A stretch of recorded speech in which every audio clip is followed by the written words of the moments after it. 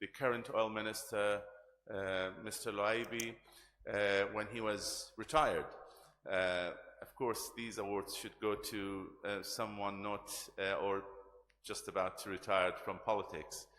And he was retired at that time, back in 2014, and it was for his achievement and contribution to the oil industry, specifically after 2003, when he contributed to bring over, to build up the production to a sensible level after the regime change at that time. The third award went to Mr. Thamer Al-Ghadban for his great achievements over the years in different capacities as an oil minister and as an executive, as senior advisor to the cabinet, and that was awarded back in 2017. This year we are selecting. We kind of like struggled to identify basically to shortlist the people that we have nominated at the board level. But we, unlike the Oscars, we don't announce nominees because of the sensitivities and things. But eventually we had a consensus that this award should go to a person that contributed very much into not only in the oil and gas industry, but in policies, in as a lawmaker, as an executive, as a politician, as a negotiator, and for his contribution during his days in OPEC, in the various executive institutions in Iraq and the legislative body. I shall leave this to be announced by Mr. John Defterius and to give the presentation. Thank you.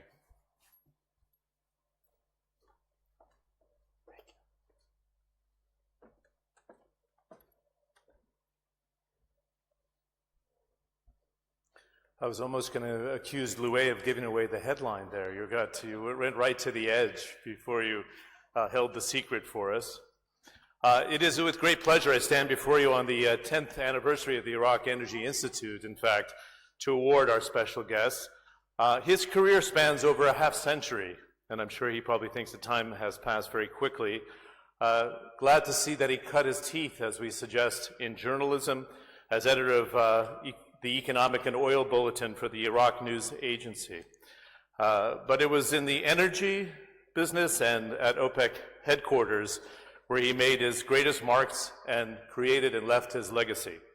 At the Iraq National Oil Company, he was the head of transportation early in his career and finance, head of crude marketing, a crucial role for the institution, of course, head of economics and finance at OPEC headquarters, Director of Foreign Relations and Investment for the Iraq National Oil Company, Chief Executive of several companies thereafter, including a number of consultancies in the energy business. He became an independent member of the General Assembly at the national level and rising to the role of Minister of State for the government of Iraq during a very crucial window in history, 2004 and 2005. We know how difficult the times were. I would say he retired thereafter, but that would be a big mistake. At that level and pace of work continued with his dedication in Parliament, the oil and gas sector, with research, and I didn't want to leave out the fact as a distinguished professor as well. Had I known all that experience in the energy business, I would have just peppered you even more with those questions when I had you on my panel yesterday. I'd like to bring the Secretary General of OPEC to the stage first to present the award.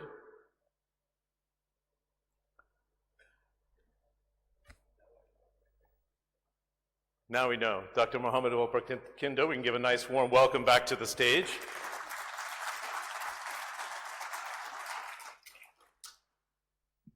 And I don't think we have is this a secret still? But he seems a little bit surprised, our guest of honor, SG. Let's give a warm congratulations to Dr. Adnan Abdul Maneem Al-Janabi, the award winner for the 4th International Energy Institute Prize for Lifetime Achievement and Best Achievement in the Career. Please come to the stage.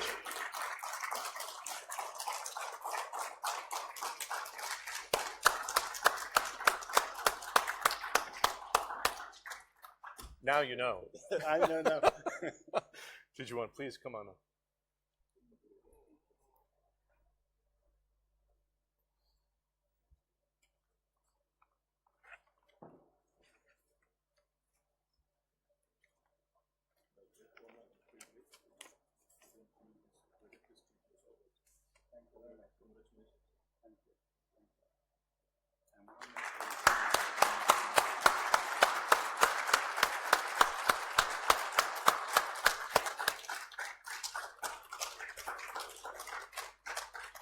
Excuse me. The photographer, excuse me, sir. You can come to the center and take the picture. You want to pose one more time?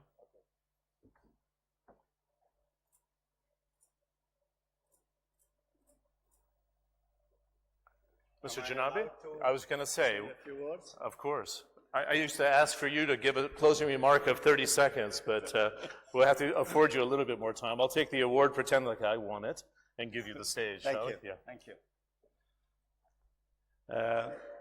It's a great honor to join a list of very significant people, starting with Dr. Fadl Chalabi, my mentor, my teacher, my senior. I worked with him almost 40 years. And recently I attended an award which was given to him in London. And Jabbar Al-Aibi, my colleague, my friend, and still one of my favorite people in the oil industry. Tamer Al-Ghabban, with whom I worked for a long period, especially during the interim government of Dr. Aid Allah in 2004. And now I stand before you, humbled to be presented with this award. I very much value this award, especially that I started with Luay a long time ago, and we worked together on several issues, and I am grateful for his response to bring the forum to Baghdad. We used to have energy forums and other fora elsewhere, but starting in 2012, this forum has come to Baghdad, and I am glad to say that we have reached a very successful level of achievement of representing this forum in Baghdad. Whenever I ask Luay who is coming next for this award, he would say we are shy of awarding it to somebody who is in an official position. Probably he's encouraged that I am not nominating myself for parliament in the next parliament, so I am almost retired, not totally yet. I have 2 months to go until my retirement. I was retired before several times, but I managed to come back for some reason or the other, not mostly because I wish to, but because circumstances brought me to a responsibility socially, politically, and otherwise to be engaged. I think I cannot survive this life until the end of it sometime very soon, unless I do something in the public domain. So I promise my friends, especially in the oil industry, that I will not abandon my interest in the oil industry until my last days. Thank you, everybody. Thanks you.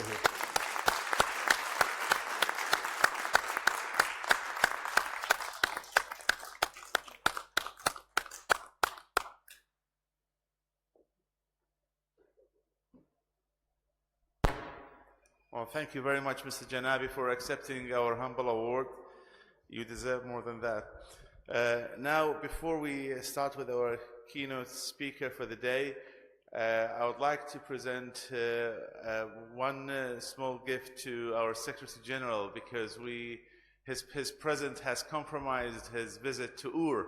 He always wanted to visit Ur today, but to come and join us this morning has denied him that opportunity. However, we will not leave him his hand empty. We have something from Mesopotamia that we would like to present. I would like to invite our gold sponsor, CEO of Gilgamesh, to present this. to the Secretary General, Mr. Berkandu. Mr. Berkandu, if you could please come. Sorry, this.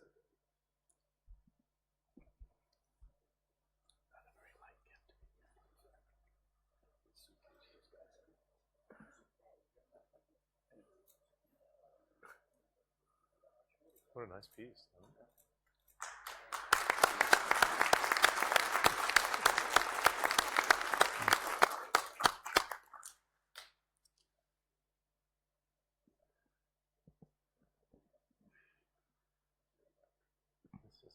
And now, with great honor, I would like to invite His Excellency, the Ambassador of the United States, to give his keynote. Mr. Ambassador.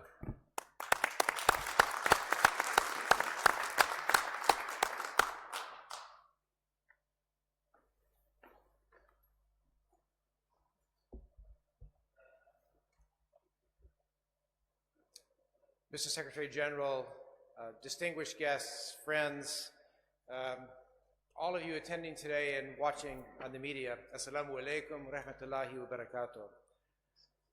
I'm very excited to be here today with such an impressive group of professionals from the hydrocarbons industry and from power generation. Now, when I spoke to this forum last year, I spoke about the need for economic reform. I said that Iraq needed a new economic paradigm based on private sector development and economic diversification. I noted that Iraq had to move away from a government-controlled economy and that it had to permit and attract private investment, particularly in the energy sector. And everything that I said last year remains true this year, but I have an additional message to deliver. It is now time to make these changes before it is too late. So let me tell you why these changes need to happen quickly. First of all, as we all know, oil dominates the Iraqi economy, but provides very few jobs. 85% of government revenue, 65% of total gross domestic product come from oil, but only about 1% of employment. And the problem is that hundreds of thousands of young Iraqis enter the job market every single year, and the traditional employer, the government, simply isn't hiring. Second, Iraq needs substantial new investments to develop new oil and gas fields and to arrest the natural decline of existing fields. But unfortunately, this oil investment, if done using the traditional government-financed service contract model, will divert public sector investment resources away from other sectors of the economy and away from rebuilding in the wake of Daesh. Here then is a dilemma that I think many government officials believe that they are facing, that Iraq must choose either to spend its scarce resources to develop oil and gas, or to spend its resources to rebuild the country. But I'm here to tell you that this is a false choice. Iraq can increase its oil production and rebuild the country and create the jobs that it needs, but only if it allows and attracts private sector investment. Let me take those two in turn. First, Iraq must allow private sector investment by modernizing its regulations and contracting practices, and by actually signing and implementing detailed and profitable purchase and investment contracts with private sector investors. Now, we all know that there was a lot of enthusiasm and energy that was generated out of the Kuwait conference, and a lot of potential private sector and foreign government financing as well. But Iraq must move quickly, must move now to capture that enthusiasm, and unlock that financing before it disappears and goes elsewhere. One American company told us at the embassy this week that it was simply getting tired of waiting for the Iraqi government to make the decisions needed to finalize a contract. And that brings me to the second point, that the Iraqi government must attract investment, not simply offer a list of project opportunities. Iraq has to recognize that there is serious international competition for private sector resources, and that business is not charity. There are basically two factors that a business looks at when it examines an investment opportunity. The first is return on investment, how much profit that business can expect to earn for its investment. The second factor is risk. What are the chances that the business will lose all or part of its investment or make a lower than expected return? And the higher the risk, the greater the return a company will demand in exchange for its money and its efforts. This is called the risk-reward ratio.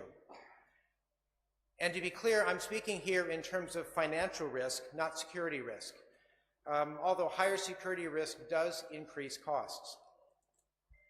So why is this a problem for Iraq, which has huge oil and gas reserves?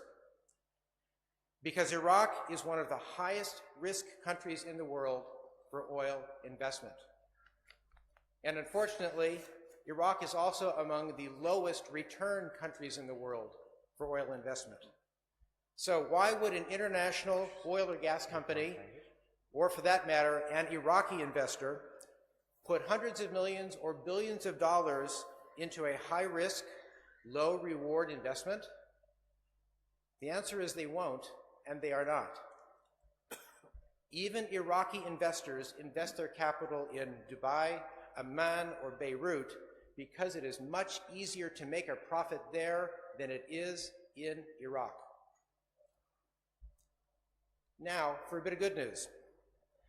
Foreign and Iraqi companies are ready, willing, and able to share with the Iraqi government the risks of lower prices, oil prices, and the cost of increasing production.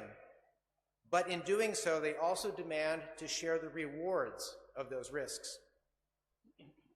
By restructuring its hydrocarbon contracts in a way that permits investors to share the reward when prices and production go up, international and Iraqi investors will also share the risks when prices go down. So, to attract investors, Iraq must either lower the financial risks, for example, through deregulation, new contract models, or public-private partnerships, or it must raise the returns by sharing a part of the profit from increased investment and production. The Ministry of Oil is starting to understand this issue and the lack of profitability in the traditional technical service contract model, and is working to develop new frameworks. But this development must come quickly to be of real benefit to Iraqis who have suffered years in the war against ISIS and need investment and reconstruction and jobs now. But there is also more potentially good news. Expanded private sector capital in the oil and gas industry would permit the government to expand its non-oil investment in other sectors and into reconstruction, both of which would create more jobs than oil and gas. And I have even more good news. There are companies, and I know of at least 4 American companies, that are willing to build infrastructure, produce oil and gas, capture flare gas, or turn sunlight into electricity without any investment on the part of the Iraqi government. Not one single dinar. These companies are offering excellent opportunities to Iraq, but none of them has yet been able to conclude a contract with the government. It's the time now that the government and Iraqi ministries seal these deals, which will be magnets for other investors down the road. And before I close, since today is also focusing on the power sector, I want to congratulate His Excellency Minister of Electricity, Fadawi, and the Electricity Ministry for their success in the past several years. Last summer, Iraq, for the first time, produced 15,000 megawatts of electricity. But fuel and tariff subsidies and low rates of tariff collection cost the government approximately $8 billion per year. $8 billion is almost 10% of the Iraqi government budget. Just think of the investment and reconstruction projects that could be completed if the budget was 10% larger. We support and encourage Iraq's effort to put the power sector on a fiscally sustainable path by improving collection and decreasing the cost of production through the increased supply and use of natural gas. And again, this is an area where Iraq can, and frankly must, leverage private sector investment. So let me wind up my remarks quickly before this turns into a full-fledged economics lecture. The energy sector is vital to Iraq's future, but Iraq's leaders must learn how to allow and attract private capital in the hydrocarbon sector and in all other sectors of the economy. By leveraging the power of private enterprise, Iraq's leaders can grow the economy, create jobs, diversify public sector investment, and diminish the risks of an oil-dependent economy. The United States and American companies stand ready to help Iraq and the Iraqi government implement reform, and we at the embassy will continue to encourage the participation of American companies in the rebuilding and development of a new, modern, and prosperous Iraq. Assalamu alaikum wa rahmatullahi wa barakatuh. Thank you very much.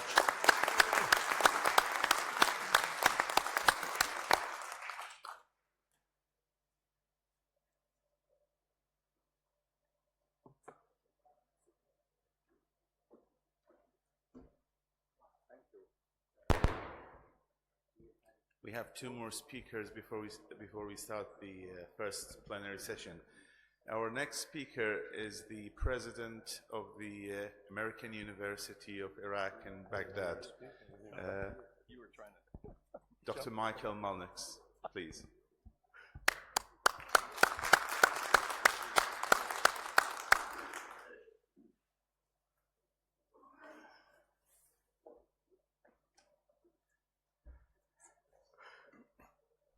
Thank you so much. I hope everyone's doing well. I'm honored to be standing before you today as the first president of the American University of Iraq in Baghdad. I'm going to give you just a brief introduction to what is going to be a superior institution of higher education in Iraq. One that will be respected throughout the nation, the region, and indeed throughout the world. It is our #1 goal at this new university to get you, the business and industry leaders here today, the kind of graduates you need to be successful. AUIB began as a dream of influential individuals in Iraq and United States business, industry, and government who wanted to see a world-class institution of higher learning established here in Baghdad. Reminiscent of the days when this city was an educational and cultural mecca and the flourishing capital of the Muslim world. The founders of AUIB envision a strong, independent university that is recognized as an outstanding teaching and research institution, a university that empowers students to act responsibly and to affect personal, social, political, and environmental change within a global context.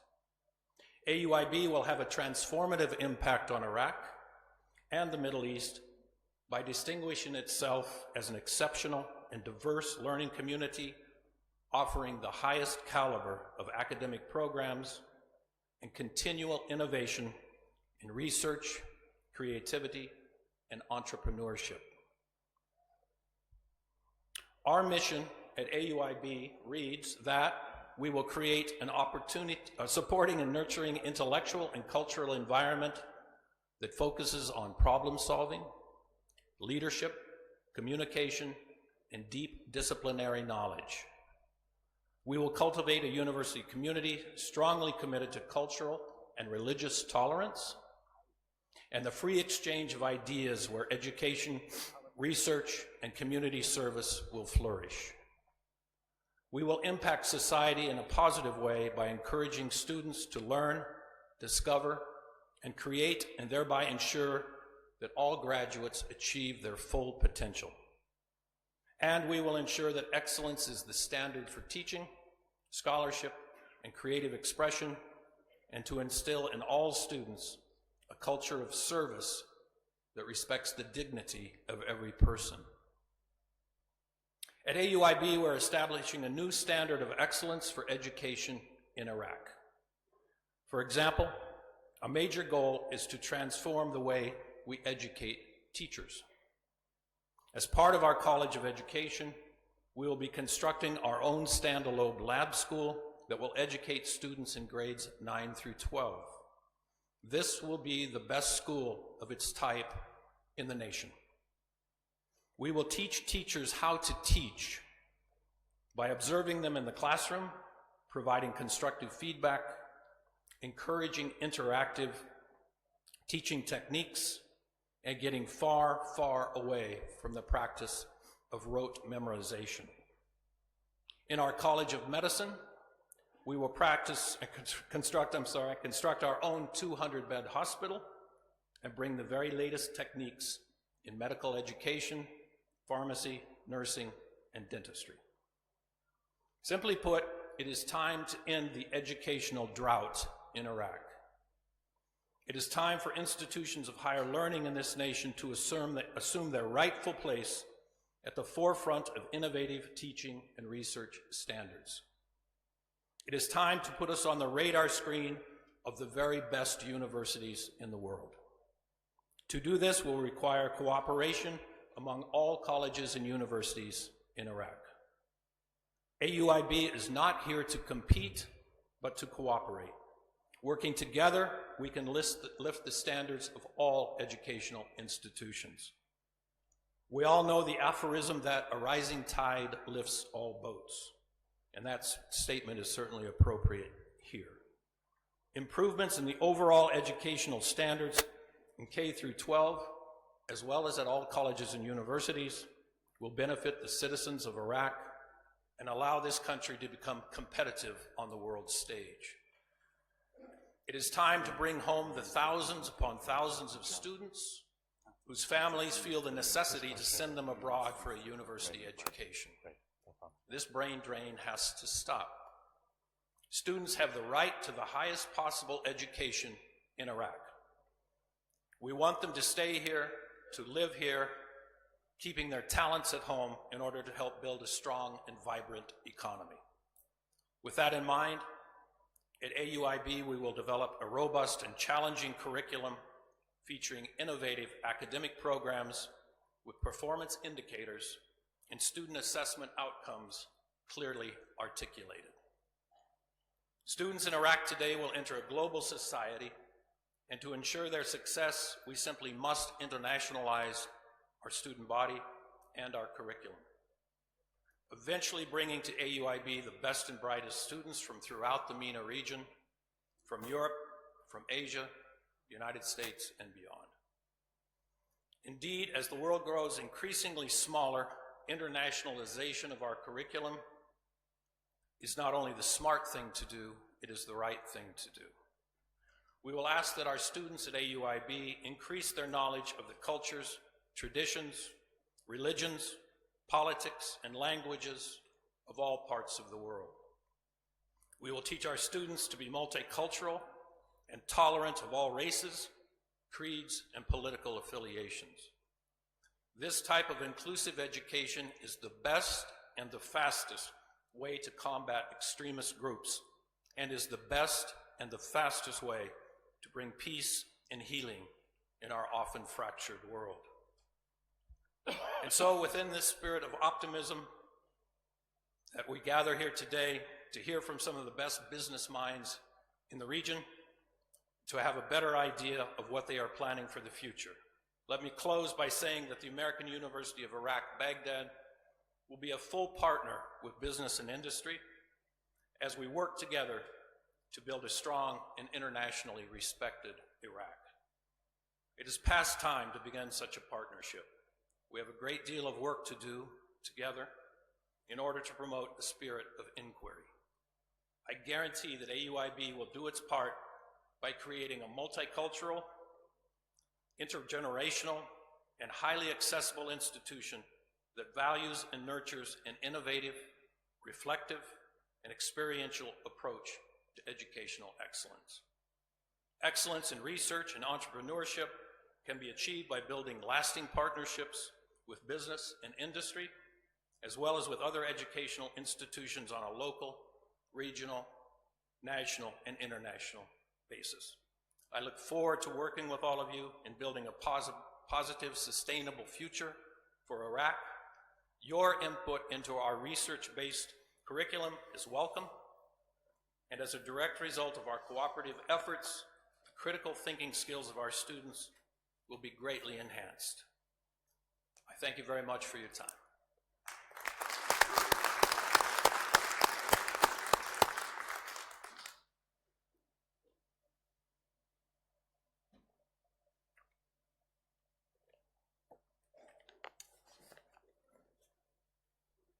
Last but not least, Very nice. Thank you, sir. Very nice. Thank you, Michael. and last but not least, we have our third speaker of this high-level session, Dr. Ja'far Diya Ja'far, to present his, to share with you his presentation on the power sector in Iraq. I'm not introducing him today as a speaker or sponsor, but as a leading expert of in the Iraqi industry on the power sector.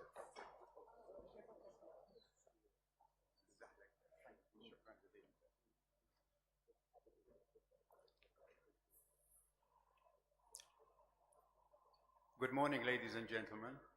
I'd like to thank, first of all, Dr. Luay and the Iraqi Energy Forum for their contribution in arranging this conference every year for the last few years. And I hope that this will go on for many years in the future. And it's very important to arrange these conferences in Baghdad so that a large cross-section of the people involved in the energy sector can witness and can share the remarks and what we have to say about the sector. I have a presentation which will focus on electricity and the best way of generating this electricity through developing the gas resources of Iraq.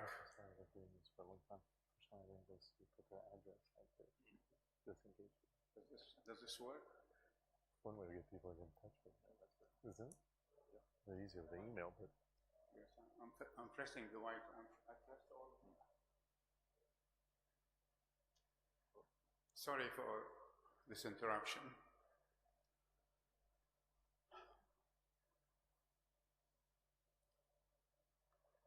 You can see from my first slide, yes, this is, you can see from this first slide the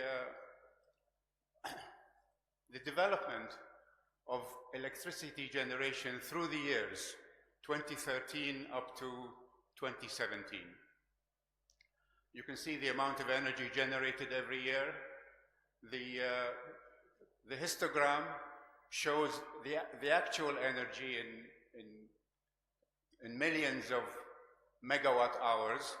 You can see that in 2017, the number was 99.3, which means that throughout the year, the average power generated, if it was averaged throughout the year, would be about 11,300 megawatts. The peak during the summer of 2017 was about 15,000 megawatts, which was a record for the electricity sector. Now, demand, you can see from the blue arrow, is 17,000 megawatts as an average. So in fact, what was generated throughout the year was about 30% or 40% lower than what was needed. So one would need an increase in the total amount of energy generated by about 50%. We have to go up from 99.3 to about 149. That's a 50% increase to be able to meet demand. Now, you can see also from the blue histogram that the actual increase was stunted between 2014 and 2015. This was because the intervention of the terrorists ISIS in mid-2014 lost the generation in the northern part of Iraq.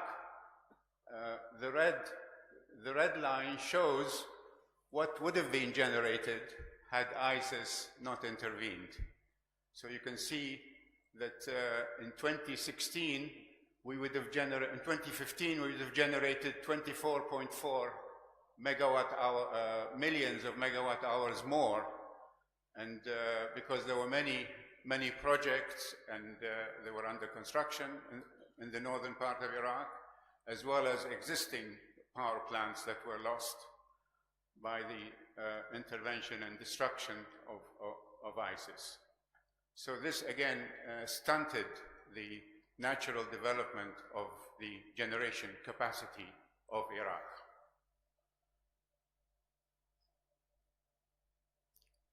Now, here you can see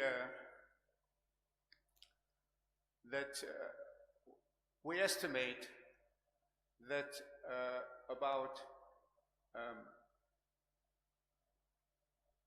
10,000 megawatt hours of electricity requires about 440,000 barrels of oil equivalent to be burnt so that we are able to generate this amount of electricity in our thermal plants. I'm not here including the hydroelectric power plants or the imported electricity from Iran. So if you see, this is a huge number. This is, in fact, during 2017, the Ministry of Electricity burnt about 10% of Iraq's total oil production to be able to produce this amount of electricity, which was 50% below actual demand. So if demand was met, we would have burnt 15% of Iraq's total generation capacity.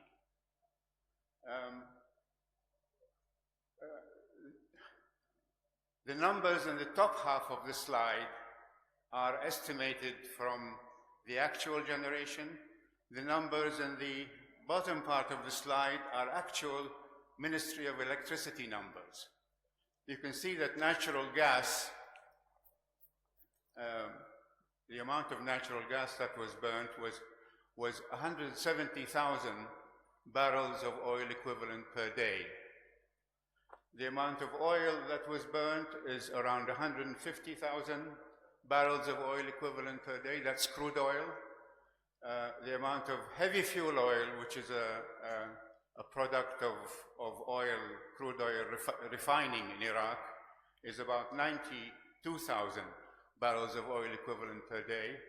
And the diesel fuel which is also a refined product, was 21,000 barrels of oil equivalent. So the total that was burnt was 433,000, which matches the estimate, which is based on actual plant efficiency. So these two numbers agree with each other.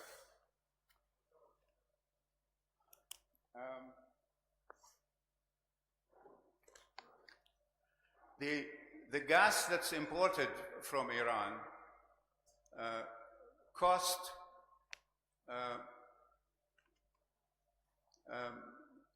about 6.5, or let's say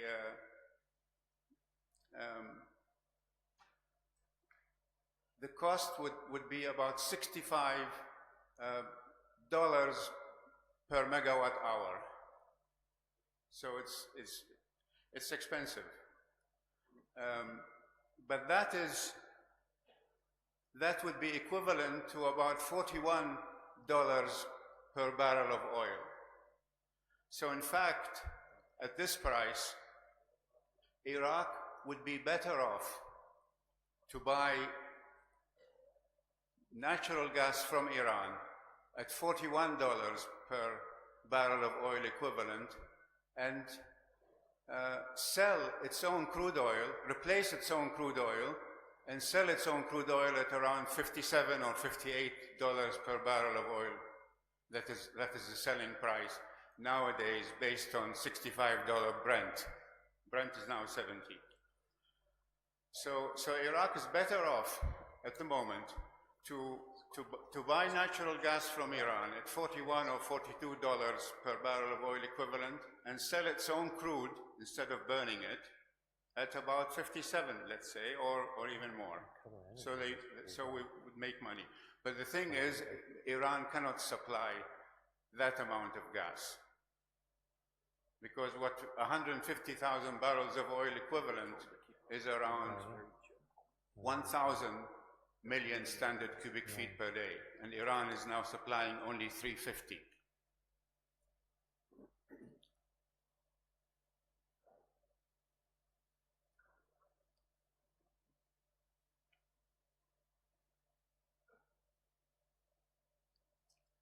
So you can see from this slide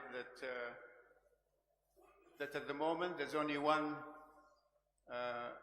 IPP project that is operating in Iraq. It's in Basmaya. It's a 1,500 megawatt combined cycle plant. It's an IPP, it's an investment project. And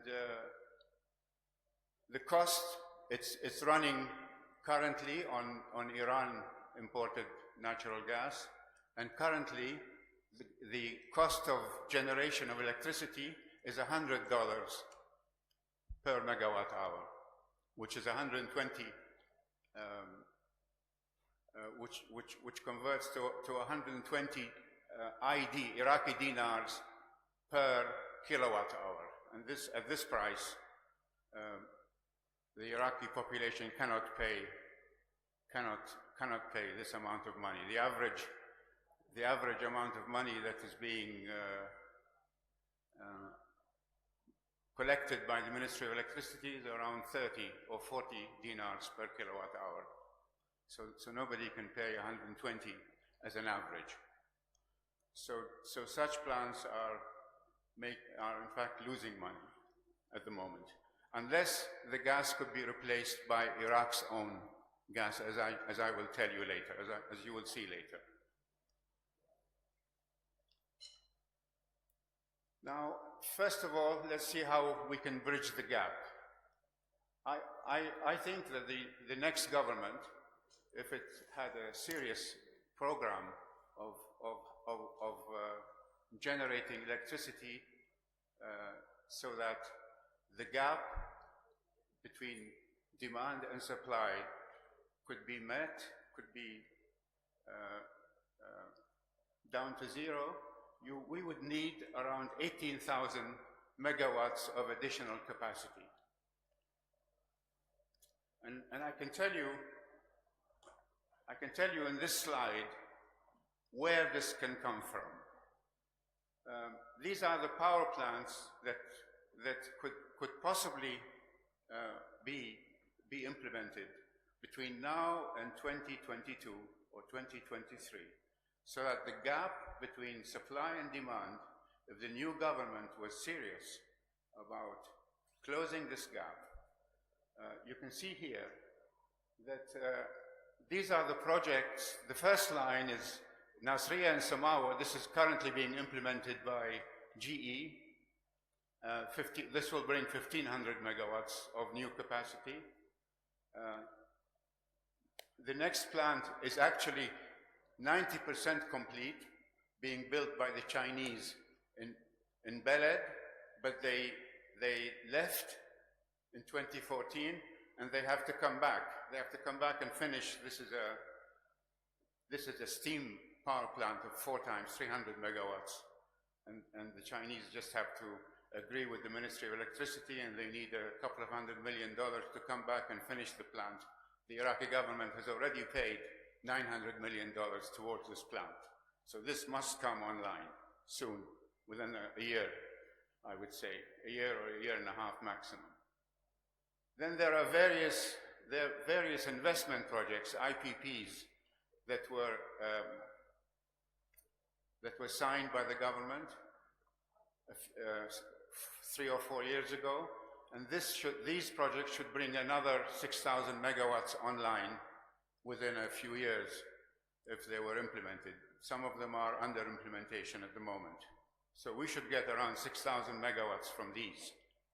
And then there is the problem of converting the existing open cycle power plants to combined cycle. These are mainly GE supplied and Siemens supplied open cycle power plants that are at the moment running at a fuel efficiency which is not good. By converting them to combined cycle, we would get 50% more power at no fuel cost, at no additional fuel cost. And this should bring around 4,700 megawatts of new capacity by this conversion.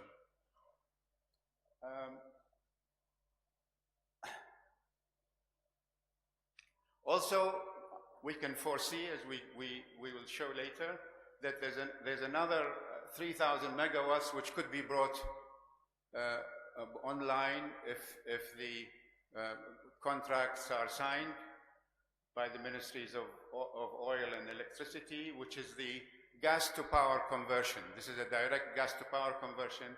I would say that another 3,000 megawatts could be brought online before 2022 or 2023. And then there is this last, the Anbar combined cycle power plant, which is already awarded to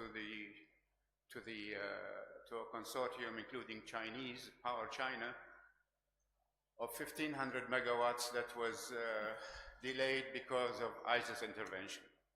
So you can see the total here is about 18,000 megawatts that could be brought online by 2022, 2023, if the new government was serious about closing the gap. Now, how will these be fueled? Here I give some numbers for the Iran supplied natural gas. It's a small quantity at the moment. It's only 350 MMSCFD, million standard cubic feet per day.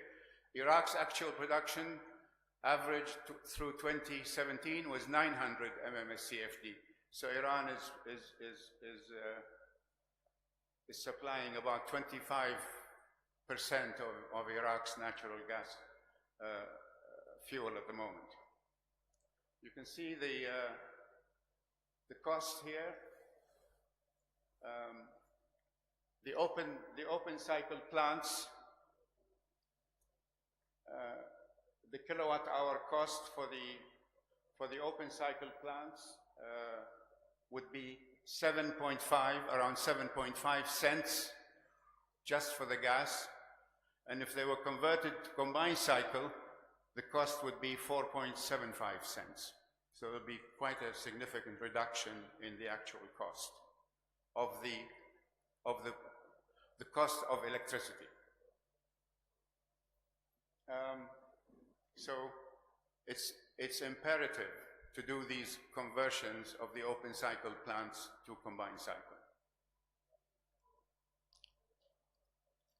You can see here the amount of gas, associated gas. This is associated gas that's currently being burnt. The red part is the amount that's burnt. The blue part is the amount that's being converted to fuel. This is for all the fields in the south. We start with North Rumaila, South Rumaila, Zubair, and West Gornawan. These are the old fields. You can see for those fields only we have around 800, 900 MMSCFD that is currently being burned just in those 4 fields. And those 4 fields now are this is the job of Basra Gas Company to process the flared gas from those 4 fields, and they're not doing it. They're not doing it fast enough. They would need 5 trains of 200 MMSCFD each to be able to do the job of the amount that's currently being burnt. And of course, production is also increasing. So you can see here that the amount of gas that's processed in the south is around 900 MMSCFD, million standard cubic feet per day. The amount currently burnt is about 1.5 billion standard cubic feet per day, and the total is 2.5. I have 3 minutes. The same story in the north. You can see in the north the amounts are less. The total is 610. The amount being processed is 330. The amount being burnt is about 280. But in the north, there is processing capacity. There's processing capacity in North Gas, but the amount of oil that's extracted at the moment is lower than it should be. So we have excess processing capacity in the north. So anyhow, the north can supply 2 times 200 MMSCFD, but there's the amount of crude oil that's being extracted at the moment is low.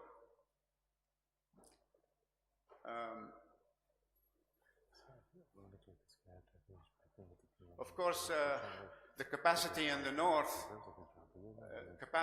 processing capacity from North Gas could be utilized better if there was a pipeline running from Taza, from Taza, for example, to Mansouriya, where we have a big power plant there that requires gas and doesn't get enough gas.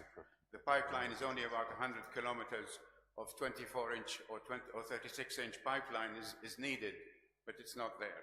The government could put up this pipeline within 6 months, and then they'd have additional generating capacity from Mansouriya power plant. Yeah, okay, perfect. Yeah. Thanks. I've told, we didn't put that slide in, yeah? What needs to be done? Nothing. Okay, I finished. Thank you very much for your attention. I don't, if you can get my microphone up. I thought you were going to tell us what needs to be done. Yeah, I will, but you didn't give me time. Thank you very much, Dr. Jaffer. My colleague said we have to tell the Ministry of Electricity before telling the people. Yeah, that's probably a good idea. That's, don't lay it on the crowd here, but it's something that needs to be done. It's extraordinary how much gas is still being flared in the country with so much potential. So thank you very much for the presentation. Dr. Loay invited us to present a roadmap to 2030 for the Iraqi economy. Ambassador Silliman gave a very good indication of the role of the private sector to come. Before I invite our guest up for the session, which is going to be an hour long, and I'd like to invite the audience to participate with questions for our panelists as well. So we have 5 panelists, and then probably 15 minutes left in the debate. I'd like to open the floor. So just a warning to our audience here, if we have microphones for the audience as well, and I'm getting a nod of approval for that. Before we do anything else, I wanted to thank the Secretary General of OPEC, Dr. Barkindo. It's always a pleasure to see you. A nice round of applause for your 2 days of participation at the Iraq Energy Institute. He committed to coming to the Iraq Energy Institute during our roundtable discussion at the World Economic Forum, and when we had the Prime Minister for a one-on-one session, and he very kindly kept to his word. Everybody knows perhaps the turn of the millennium in 2000. And we had these scares that computer systems were going to crash, the planes were going to fall from the sky, and the doomsday scenario was there. I think in that sort of context, in reliance to 2030, because the 2030 deadline is something that's almost magical when it comes to emerging markets and having a roadmap to 2030. I know, and I've seen it, Saudi Arabia has its plan for revitalization to 2030. It's the same that we have in a roadmap for Abu Dhabi.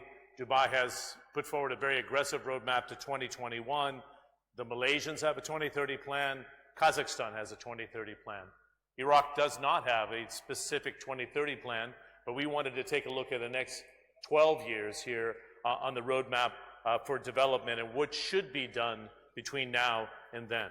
Let me introduce the panelists, and then they'll fill the chairs, second one in to the very end as I introduce them. And let's give a nice round of applause for each one of them. Dr. Mudir Mohammed Saleh is the Prime Minister's advisor on finance. Hussein Karihole is a corporate investment banking executive for Deutsche Bank. Salim Chalabi is a partner of Stevenson Harwood, Middle East, the law firm, and a special advisor to the government. Shwan Ibrahim Taha is the chairman of Rabi Securities here, the largest stockbroking firm. Don't get injured on the way up. And Noor Kadim is a fellow for international arbitration for the Iraq Energy Institute. Well, warm welcome to her. Now, I like to try to do ambitious things when coming onto the stage, but that really takes the biscuit, jumping up. Okay. I was worried about Dr. Jaffer coming down the staircase and you coming up to the podium. We got to be careful. Okay, this is, Dr., your microphone. I'm going to just ask everybody, so it saves time, bring the gooseneck in front of you, and and there's a button to turn on before we get started. So it is 10:30 now. We're going to wrap at 11:30. I would suggest the audience here in the second day to fill the seats here even on the second row, if you don't mind, so it'll foster more and more debate. To our panelists, let's put our mobile phones together and put them away, and make sure the microphone's in front of you because it's a sound issue. First and foremost, I'd like to ask Dr. Mudir, it's interesting that the IMF got involved in this economy in June of 2016, and it's my understanding, I'm going to have the others chime in on this debate as well. The World Bank has outlined 5 key sectors for the government to outline beyond the oil and gas sector. Is this a window that actually can be realized here of reform, of diversification from beyond oil and gas? And as Ambassador Silliman was suggesting here, to set the groundwork for investment outside the oil and gas sector. Many on the ground don't believe it. What changes the mindset, if it can be changed? Thanks. Thank you, John. I'm going to ask everybody to be very direct. 2-minute opening statements, and then the rest is all debate. So if you're going to go long, I'm going to interrupt. No 5 minutes. Let's get it's a question and answer, and I'd love to have you jump in. Yeah, I really want to try to foster debate on very crucial issues if we can. 2030 is a very amazing date, as you mentioned. Okay. Anyway, there are 3 major points we have to address in this keynotes. One, objectives, constraints, and norms. Okay. The objective is to make some structural change in the composition of private sector and its contribution in the GDP. Currently, now it's 37%. In 2030, we assume to reach something 54 to 57. Okay, this sort of diversification. But we have to put in our mind there is some constraints. There's two major constraints. One constraint, the structure of the market. Market now is call it a gray market. 75% of the Iraqi markets, it's not white, not black, it's gray. It's not defined well before the tax authority or something like that. Another thing, the composition of labor, okay? If you take agriculture and industrial manufacturing, the manpower consists something around 37%, but the contribution to GDP for these two sectors, 5%. Either low productivity or disguised employment or unemployment, okay? This is the sort of constraint too.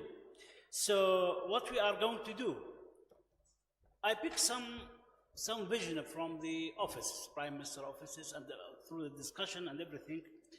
Anyway, there is some points, some norms we have to follow up till 2030 to make this diversification. The major thing, we have to re-engineering the Iraqi market toward business organization, okay? By, it means the company mode of ownership will be dominated because now the contribution of company mode or business orientation is very weak, okay? This is the major thing.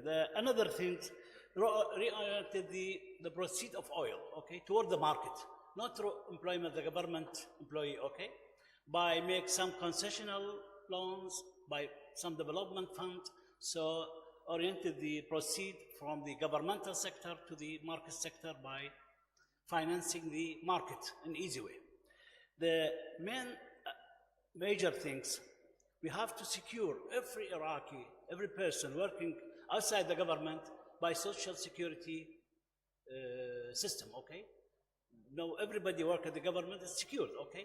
But outside the government, and we have 6 million or 7 million employees compared to 4.5 million with the government. Most of those, okay, now not covered by the social security. So there's three things, business model, financing, and social security. This is the main pillar, okay, play the role to Can I ask you a change quick it. follow-up then? Social Security, I'm surprised there's not a Social Security system or a pension system outside the public sector. Yeah, especially the pension system.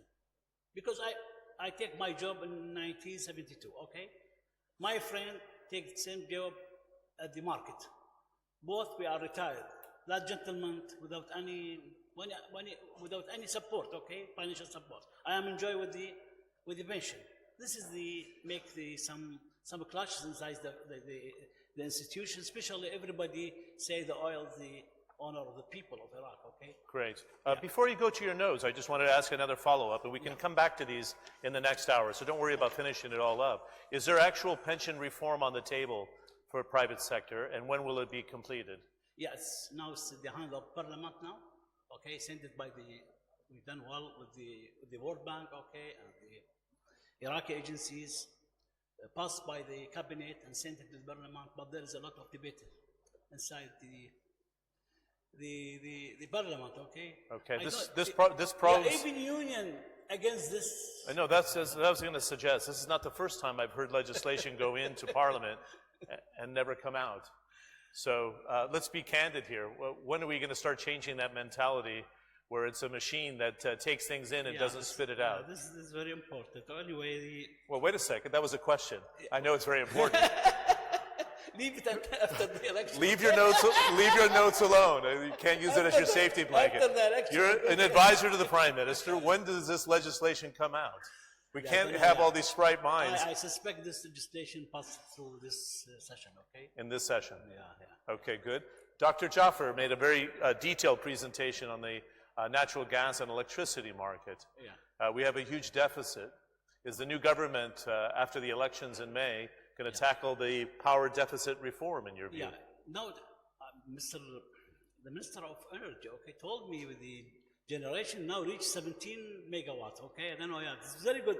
It's reached the balance, okay, at this moment. I don't know with Iran import or not, I don't know, but they mentioned something like that. A very rosy picture, yeah. Okay. I hope that, yeah. Before I bring the rest of the panel in, we heard from the ambassador give a very direct and detailed speech about fostering foreign direct investment. Yeah. I looked back in 2013, we had 48 greenfield projects in Iraq.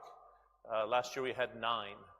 So that's a classic indicator where the foreign investor doesn't feel comfortable. Yeah, you have to take in your consideration. Of course, yeah, of course. What happened during the 100%. Daesh I couldn't agree with you more. Yeah. But to entice the investor back, what is the specific legislation that's going to entice investors back into the market Yeah. after the shocks that we were faced with? Yeah, now there is some high committee, okay, led by Prime Minister, called the High Commission for Reconstruction and Investment.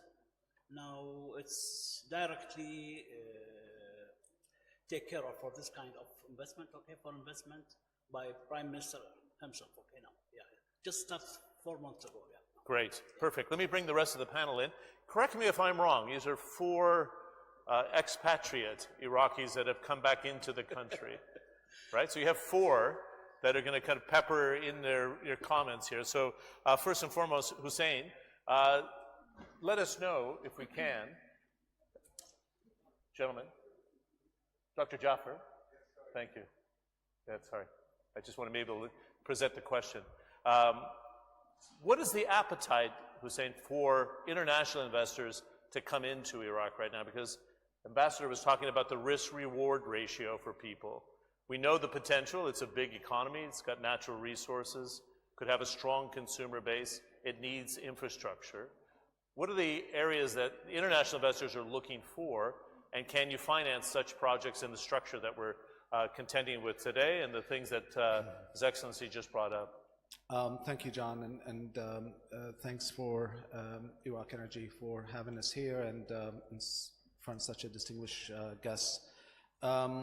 The answer to your question is our foreign direct investors' appetite for Iraq, and there is significant. And proof is in the pudding. In 2017, we were able, as Deutsche Bank, able to raise about $2.2 billion for Iraq in the capital markets and in the loan markets as well, for infrastructure projects in energy, water, transportation. The appetite is there, and the other indicator for that is part of that financing included financing in the capital markets, and they issued a bond, a 5-year bond for $1 billion. It was with the leadership of Dr. Mudhar and others, central bank governor and the Ministry of Finance.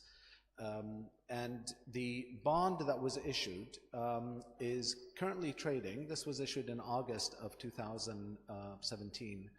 It is currently trading above par, meaning that the supply demand, the demand in the investment community, it is so high that it's gone above par, meaning it's trading above its even par level. Notwithstanding the fact that when we first issued the bond, there was $1 billion. The government can only borrow $1 billion as appropriated by the budget. However, there was nearly $7 billion in demand for that bond. So it was 7 times oversubscribed. And the trading levels have come down, so it is currently trading at a yield of about 6.3%, and 101, 102 cash price, which is a pretty good indicator of what the market appetite is for Iraq out there. So the short answer is yes, there is a significant amount of demand for infrastructure projects, given some prerequisites. And the prerequisites that are required is a sound legal infrastructure, and the way we were able to do this, frankly, is by the government of Iraq hiring the best advisors out there, so including Deutsche Bank, and we had 2 other lead managers with us. They hired Stevenson Harwood, one of the finest law firms, and Salim Chalabi here is a partner on this. There was support internally and cohesiveness within the government of Iraq. So Dr. Mudhar from the Prime Minister's office led this. The central bank governor was on board as well. And so there was a buy-in from the government of Iraq, and there was communication within the ministries on that. And that is another critical ingredient.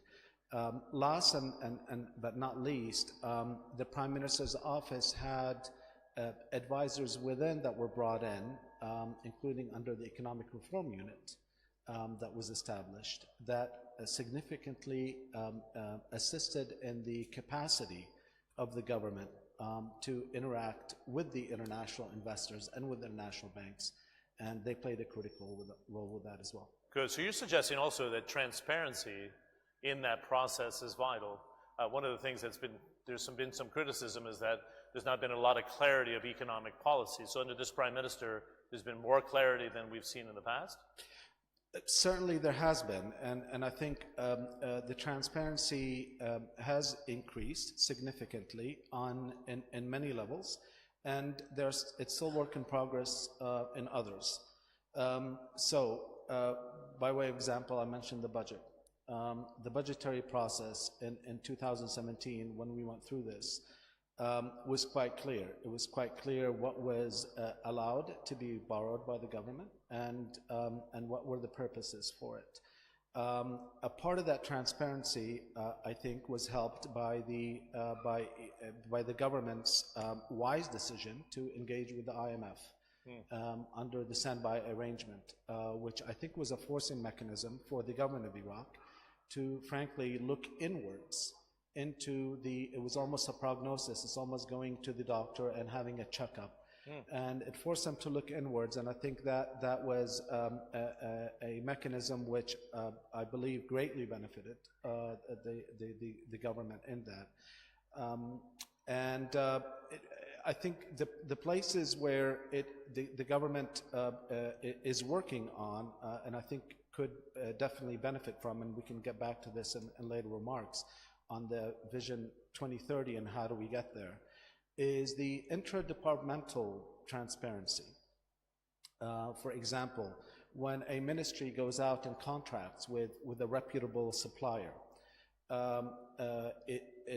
unless the government is paying for this upfront, which I think given the capital expenditure stress on the budget, they actually have to go outside to investors or to the loan markets to borrow and repay this.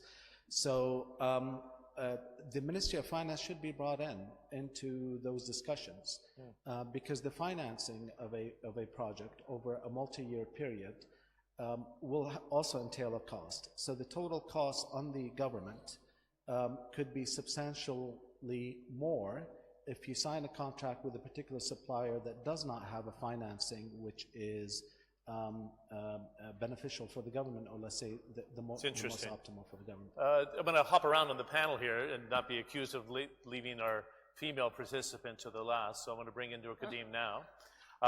What's the role of arbitration in the comfort levels? I was asking Hussein here about the comfort level of international investors to come in and the transparency role, but you're working on the arbitration side, and there's been some treaties signed here. How does this fit into the building blocks of diversification and trust in the ability to take action if things don't go as planned? Please. Yes, thank you. I need to have that mic much closer to you. Thanks. Thanks. As much as you can. And thanks to Iraq Energy and to Lu'ay for inviting me here. Yes, my specialty is dispute resolution, and part of the issue for investors coming in to invest in Iraq is having the legal security of laws that set out the parameters of their investment, but also the security of a legal framework that protects them if things go wrong. So signing up to certain treaties is one step on the path to giving those investors that security. Now I understand there was obviously a lot of encouragement and also to an extent pressure on Iraq, as there is on many other developing countries, to sign up to two treaties in particular. One of them is the Washington Convention that would protect investors when making investments in a country, that basically arbitration allows them to go before a neutral tribunal and not to the Iraqi courts, for instance, and have an award that is at the end of the day enforceable, even outside of the Iraqi courts. This would be within the, the context of the World Bank mechanism. So that gives comfort to investors. So that if anything goes wrong and their investment is expropriated, then they can turn to a tribunal that is neutrally appointed. Great. The New York Convention is for business participants. So for ICSID, you would need to have contracted with a state or state-owned entity, and you would need to have proven an investment. But the New York Convention, which is basically business to business, will protect private parties. And given the increased focus now, the importance of bringing in private sector, not necessarily that you're going to be doing deals with the government, the New York Convention is going to be important for giving the private investors that assurance. Okay, a quick follow-up. Do you think the Iraqi government and the Iraqi business community has promulgated or advertised about this joining of the conventions? I don't think most people know this outside of a very tight community. I know Hussein's shaking his head, but funnily enough, so I'm an editor of Kluwer Arbitration blog, which is the most widely read blog in the arbitration world. And so I'm Middle East editor, and I used to work at Allen & Overy, and an associate from Allen & Overy sent me an email saying, oh, we understand that Iraq is going to sign up to the New York Convention, we want to write about it. And I hadn't heard about it. No one else had heard about it. I had to inquire about this, and there has not been an official, statement. So yeah, you're right. Sometimes, yeah, in this sense, information is not public. No, say. I was going to say, it's something I didn't hear about until I met you and had our pre-discussions. Shwan, I'm going to come to you afterwards. I want to make sure your slides, we have slides for you. We're okay. Good, excellent.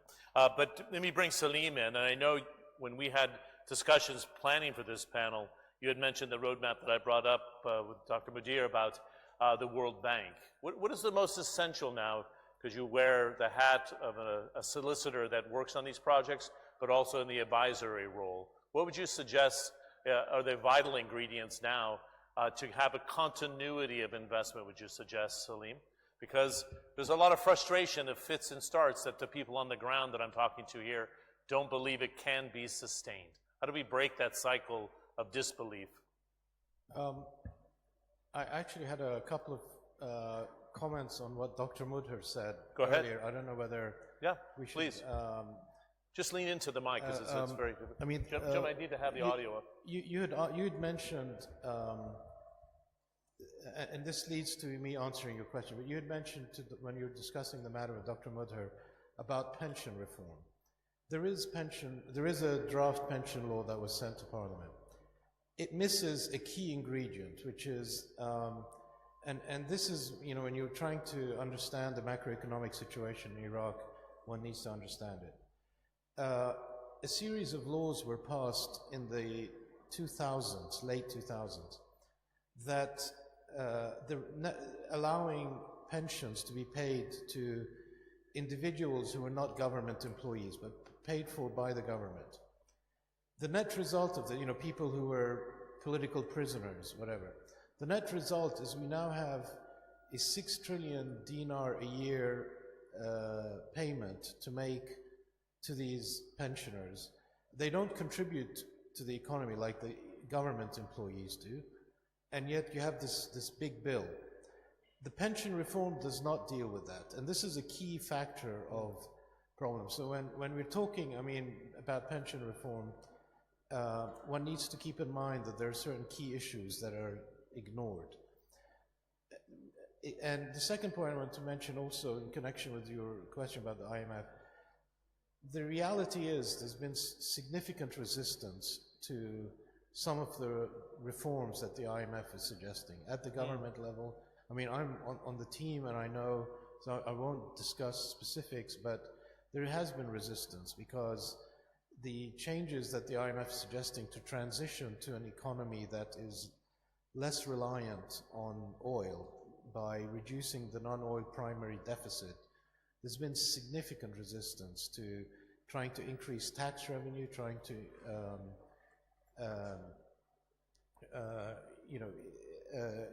trying to increase other non-oil revenues, and so we're and it's this question of resistance that's going to lead me to answer your question to me just now. One of the key problems I'm seeing, and I used to act more for the private sector, but I realized that the problem is actually more in the government sector, is the resistance to the transition. So, well, you bring a great point up. Why would there be resistance to the IMF roadmap, Salim? This is interesting. Unless there's a silver bullet that I'm missing here. Why is there resistance to the diversification program? It's not a resistance to the diversification program. The IMF program, one of the key tenets is this thing called the non-oil primary deficit. You take out oil revenue from the economy, you take out oil expenditures. For Iraq, being so reliant on oil, it translates into a numerical thing.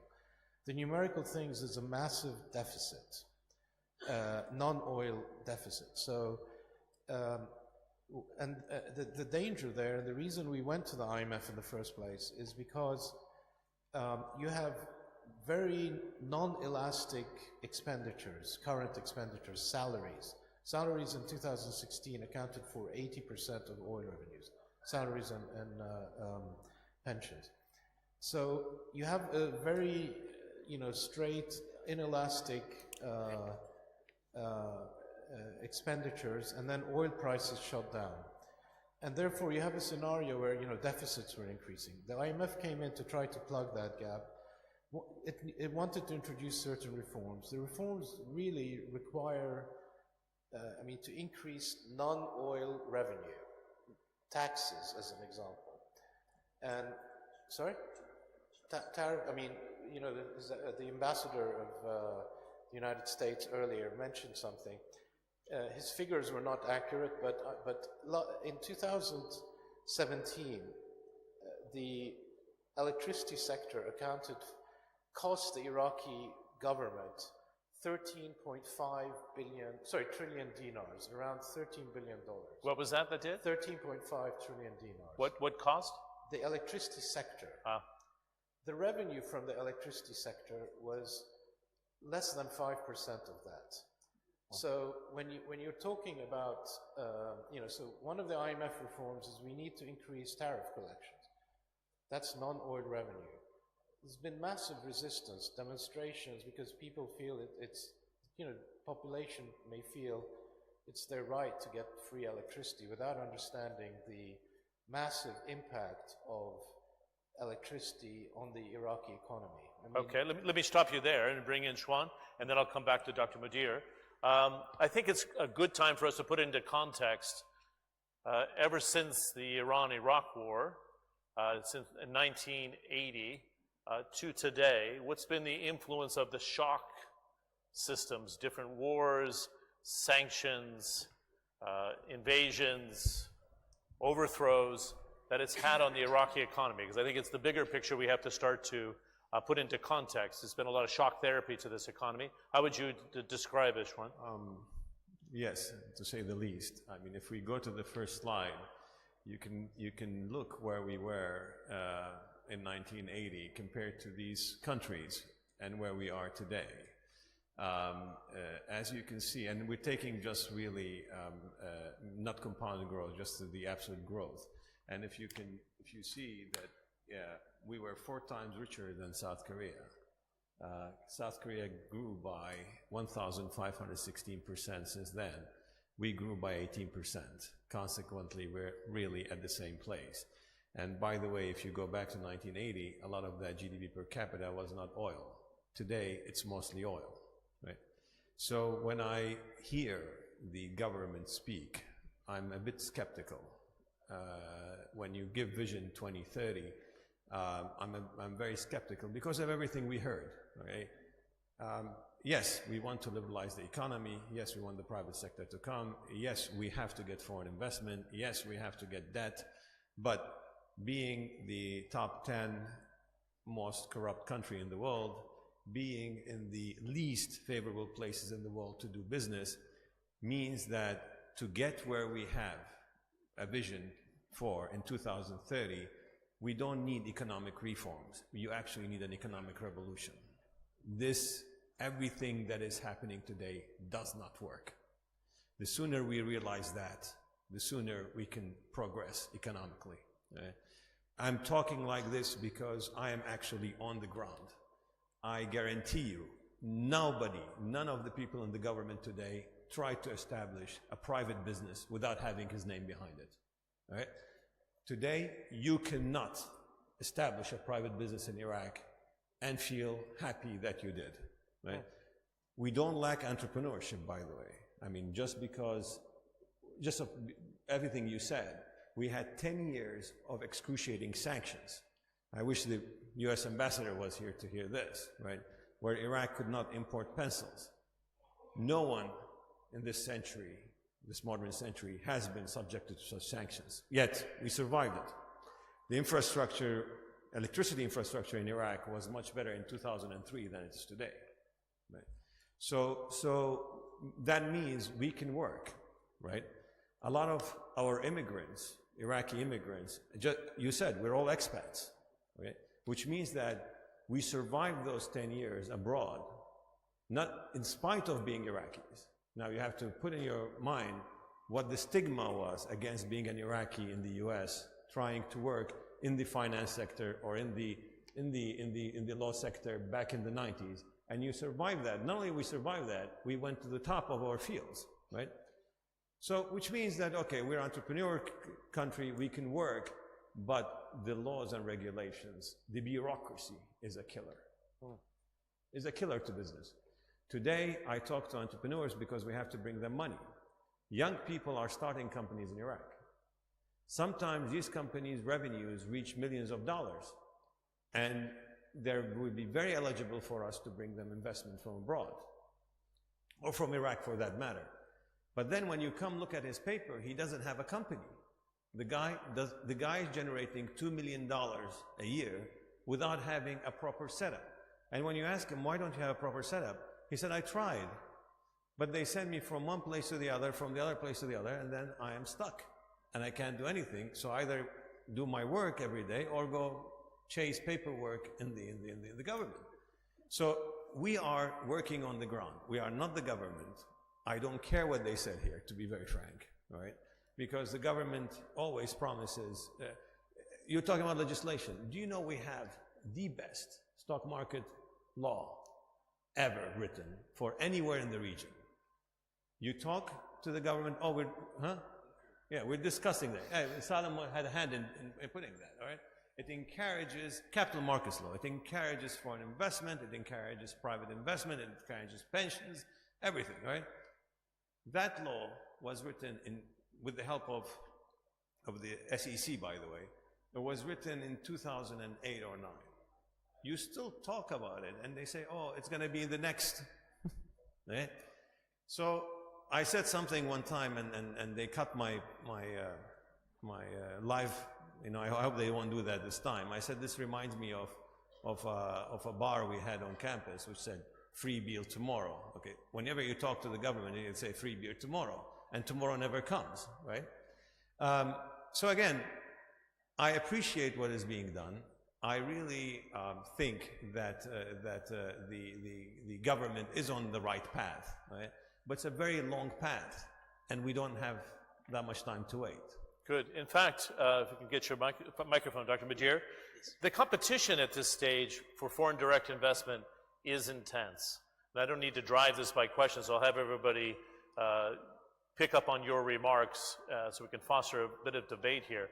But the sense I get on the ground is that the government, and I'm not saying this about the Prime Minister, I think he's trying to do is what he can in a short window of time, but I don't get a sense of urgency that it's a competitive marketplace for foreign direct investment. Am I incorrect in that statement? Because we're almost working in our own world. I posed the question to the panel yesterday about Shell exiting Iraq. Yeah. And the minister himself said, I don't think we really need to be tinkering with the oil law. Well, if the terms aren't right and you have an IOC leaving, you would think it would force a rethink. Am I incorrect in saying that? Yeah, I think so. In this short period of time before the government and the turn Oman. Yes. Iraq, yeah.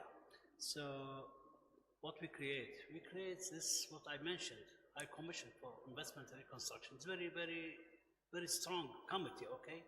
Just to fight three things. Okay, but I'm just, as a question, Yes. has that committee created something? In realistic terms, Yeah. what's come out of the committee? The committee working with the three elements, okay? Yeah. First thing, fighting corruption, okay? Great. Second thing, fighting bureaucracy, because it's very difficult. There's a lot of complaint from oil companies in Iraq. And another things, to make the environment easy, okay, to them, okay? Good. Three things, okay? These are three crucial things. Crucial things, yeah. But has the kind of bricks been laid on the road or in the path I for think- change? Yeah, I think it's very important, yeah, because it's the first time the central government, okay, put the capacity in the field of investment and market competition and something like that, yeah. Good. Very good. Hussein, jump in. And Salim, go ahead. Yeah, I think, John, I mean, taken up to what the doctor said and also Schwann's frustration being in the private sector and seeing the acknowledging some of the progress, but frankly acknowledging also the big gap.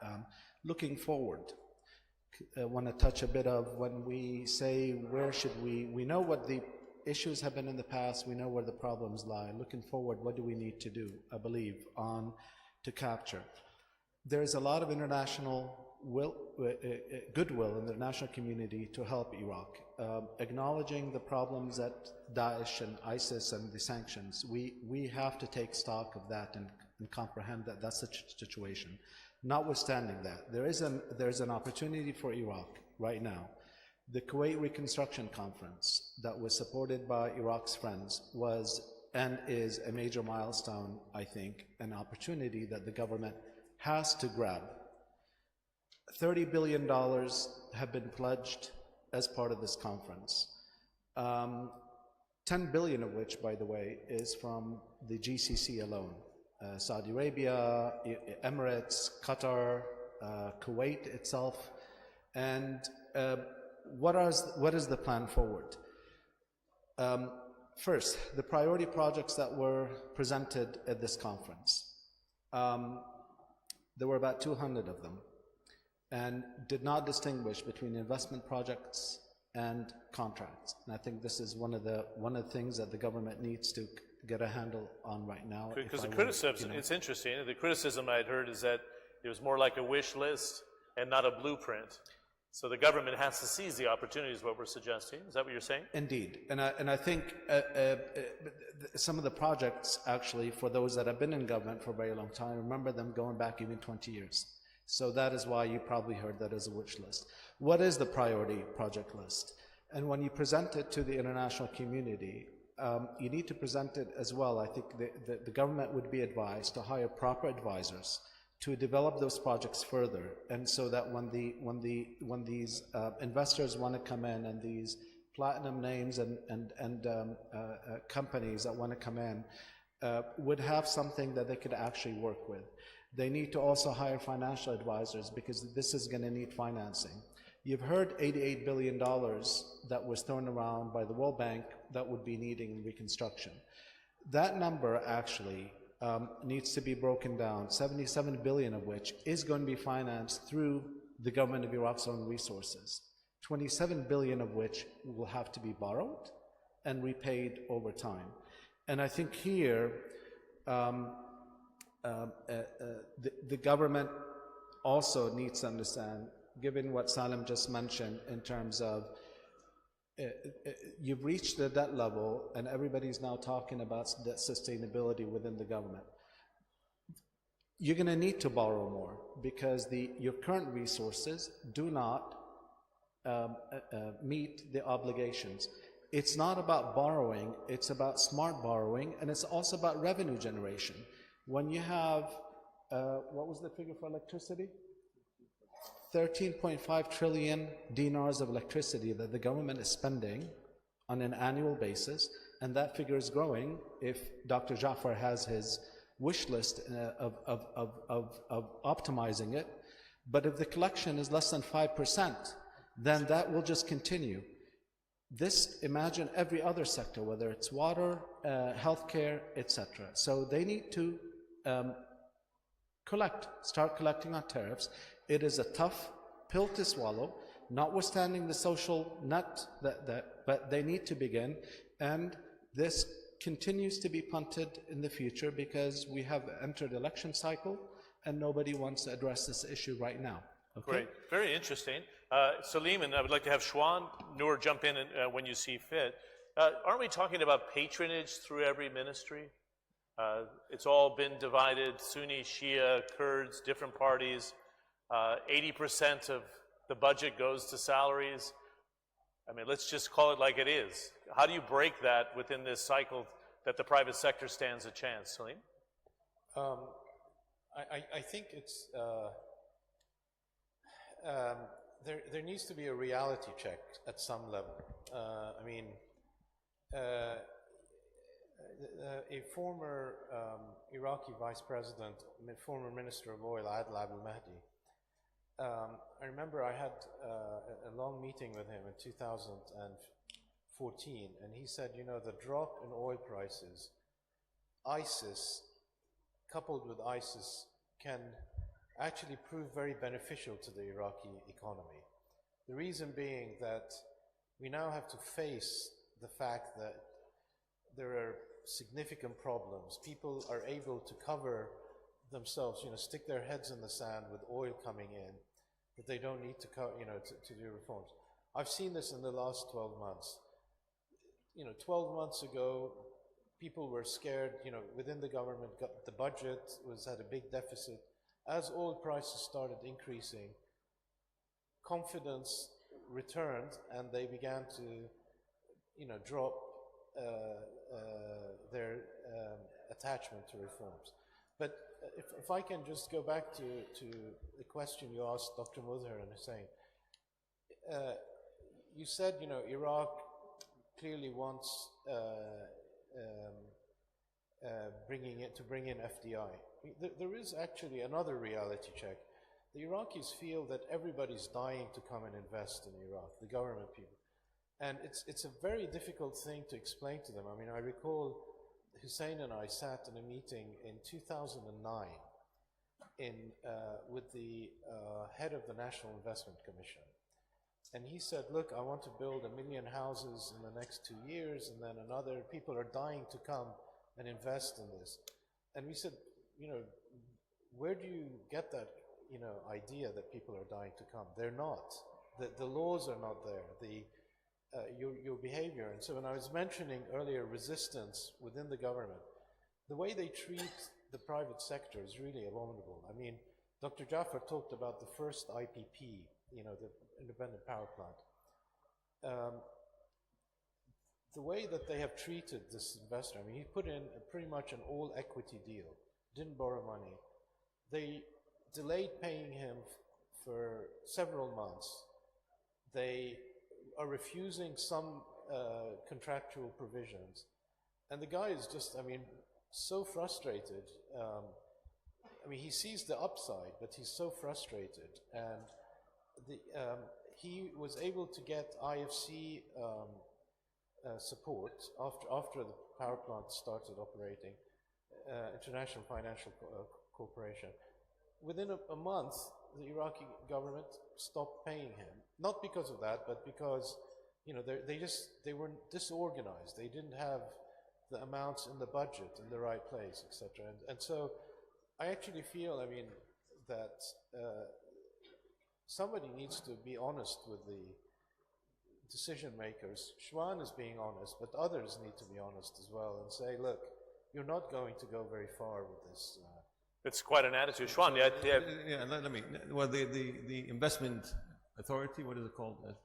It's a joke, so let's put that aside. As far as oil prices go. So it's not user-friendly, the investment authority, right? Yeah, it's a joke. I mean, I don't want to go into their mentality, how they think, what they think foreign investment is. But that can be changed. I've seen it. I told you it can be changed, but with a revolution, not with reforms. Not with this, baby steps. Okay, that's not gonna happen. All right. Now let's go back to oil price increase. Excuse me for just a second. I'm going to see if we have the microphones in the audience as well. Yeah. Can people put? Yeah, perfect. We have a question here in the row. Go ahead, Shwan. I didn't mean to interrupt. I just want to bring the debate oil in. price increase. Salim is right. A year ago, I used to be listened to more, and there was a more willingness to actually, private sector, how can we bring investment? As oil prices creep up, that sort of is put on the back burner.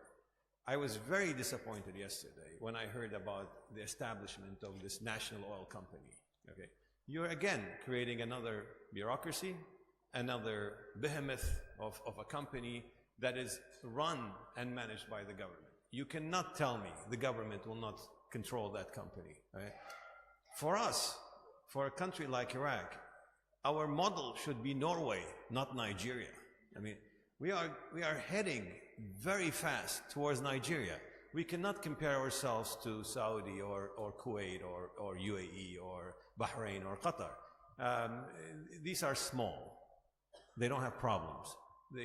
But apart from Saudi, and we can see that there's a revolution going on, the others don't have problems, right?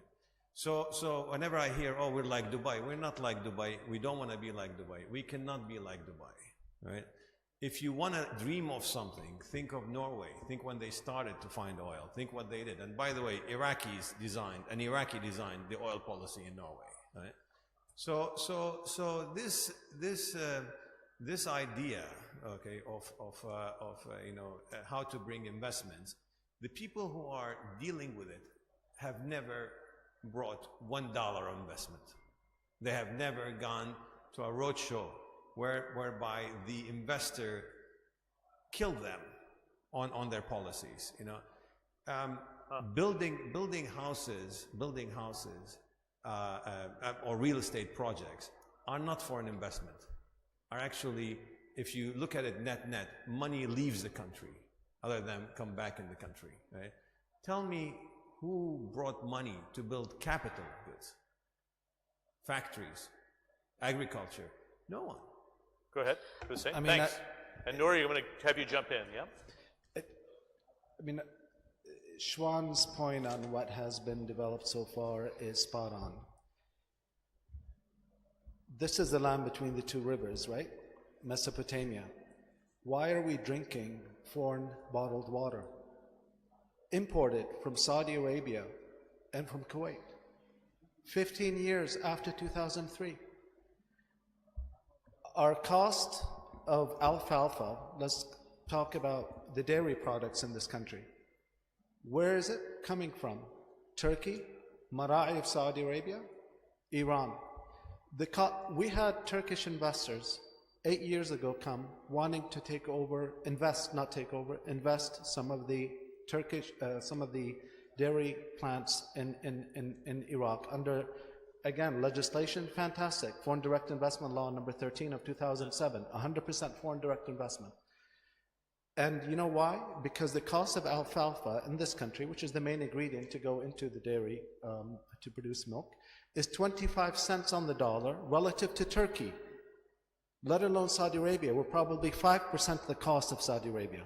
And yet, the entire market is flooded by, they went to invest in a factory, state-of-the-art equipment that was given by the United Nations, and they were willing to sign except that the general manager said, you have to take on the 224 people as laborers for this factory. And the investor said, but I only need 3 to operate the machines. And do you know what the 224 employees were? They equated the production capacity of the plant, because the production capacity was actually at 8 tons per day, but they only produced 2 tons per day because they weren't thinking of a market investment and revenues, and it wasn't that. It was, how do I employ these 200 people who probably weren't doing anything on a day-to-day? So that's, I tend to agree. The reform has to be deep, and we look at Saudi Arabia. You're right, Shwan mentioned the other smaller countries, but Saudi Arabia, learn from the examples of Saudi Arabia. Mohammed bin Salman, saw the trajectory, and the trajectory was that they were going to be slammed up against the wall, the population growth and all the entitlements of the country. And that is one of the big drivers of the reform program that he has. I think this country needs to reform, and we should start, I believe, now. Good. Nora, and then I'm going to take some questions from the floor. First of all, I think that possibly my intervention is misplaced for this panel. It's mostly in relation to improving Iraq's business environment, that the New York Convention is relevant to talk about, and what I'd like to talk about, hopefully later in the capacity building panel. But I have a few comments, mostly to pick up on what Shwan had said, which is very right. And at the end of the day, the treaty or the law, the law is the law that you mentioned, the stock market law. It could be perfect. The New York Convention could be perfect, but at the end of the day, it's not about what's written down. It's about willingness. If there's no willingness at the government level to respect private, contracts, or to encourage, say, contracts with the private sector, and if there's no willingness to respect, and a big part of this resides in the word respect, to respect the agreements that private parties come to, and to allow their justice system to recognize these contracts, then all of these bits of paper and the laws are useless. So we could go ahead and create as many organizations, as many, as you say, behemoths, laws, whatever. But if underneath it all there is no willingness to enter into these contracts, and I want to also refer to what the ambassador to the USA said, which is these contracts need to be signed, agreements need to go ahead, and not all to be governed or controlled by, say, government, let's say, entities, then that's what needs to happen. And I would be interested to know what's preventing these agreements from being reached. What within these agreements, in addition to, for instance, from my perspective, I can advise on the dispute resolution clauses. But there are other things preventing this. And at the heart of all of this, and all of this paper, and all of this, these figures, there's just an unwillingness to allow private agreements to proceed and to be respected. Very good. Okay, I promised some questions from the floor. We have a microphone there? Okay, good. Please stand up. I just ask you to be very brief because we have about 10 minutes left. Absolutely. If you can direct the question to somebody here. So thank you, esteemed member, for your presentation and observations. So my question goes to Mr. Shwan, Salim, and Hussein. Can you hear me? Yeah, I can hear you now. Thank you. So you have, I'm not here actually to take sides, whether the private investor or actually the government. I'm here to raise one simple point. The part of international investor is to develop the staff, local content, and actually the other partner. So how many points have you actually submitted in written to probably the government or your partners from the government state companies, points that can achieve maximum benefits for your investment and for the government investment? For instance, Mr. Hussein, you said about the electricity, 30 billion, I think, and less than 5% revenues. How many points have you submitted in writings to the Ministry of Electricity that points would raise the revenues and reduce the capex? Okay, very good. Salim, that's for Salim and Hussein, I think. Salim, why don't you jump in? Bring that mic closer, please. Okay. Thank you. We have a question right here as well. We can hand the mic to the gentleman in the front row. Thanks. Okay, I will respond. We have to just be very quick with the responses, please. Yep, please, Salim. I mean, there have been many I work as a consultant to the Ministry of Electricity, so I act for them. I would say hundreds of reports have gone in with recommendations and so on, because I know what comes in. They have technical consultants, they have other consultants. The World Bank works closely with the Ministry of Electricity. The bottom line, I think, is the electricity sector is a very difficult sector. It's unfortunately one where it's the most visible sector, in the sense that if electricity is cut, people feel it. But let me continue. Dr. Jaffer earlier spoke about the increase in. No, understood. But I'm giving you examples, 2 examples. Dr. Jaffer spoke earlier about the increase in generation capacity. What he failed to discuss, which is now the key thing being focused on at the Ministry of Electricity, is an increase in transmission. So the idea is one needs to develop across the board plans, and the Ministry of Electricity is getting advice how to move forward on different angles. The most recent problem now, though, and Hussein mentioned it earlier, is finance. They don't have the money, so we need to bring in the Ministry of Finance. The answer to your question is there is advice going in, but it's a complicated response. Another example I wanted to mention, private sector.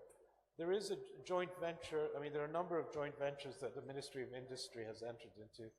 Unfortunately, the interests of the private sector entity are not aligned. The agreements are not aligned, and they don't listen to the private sector. They don't take their interests of the private sector, so the joint ventures are failing.